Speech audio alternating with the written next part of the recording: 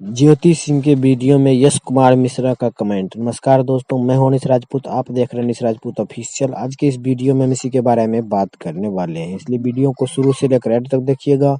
अगर हमारे चैनल पर नए हैं तो चैनल को सब्सक्राइब कर लीजिएगा क्योंकि भोजपुरी की ताज़ा और सही खबरें सबसे पहले हमारे चैनल पर आता है।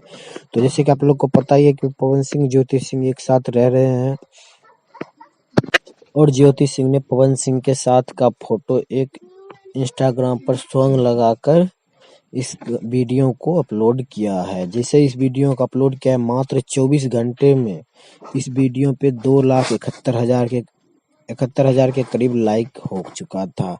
बात करें अभी इस वीडियो पे 2,91,000 लाइक हो चुका है और एक कमेंट भी 12-13 हजार के अप्रोक्स हो गया है, जो कि ज्योति सिंह के आईडी पर पहली बार इतना लाइक और इतना कमेंट मिला है। सबसे बड़ी चौंकाने वाली खबर यह है कि इस वीडियो के नीचे कमेंट बॉक्स में यश कुमार मिश्रा ने कमेंट किया है। यश कुमार मिश्रा जी ने कमेंट बॉक्स में लिखा है, God bless you both Pawan Singh Jyoti Singh. तो यश कुमार मिश्रा ने बहुत अच्छे कमेंट किए। उन्होंने कहा है कि भगवान आप दोनों को सदा सलामत रखे, आपकी जोड़ी को नजर ना लगे।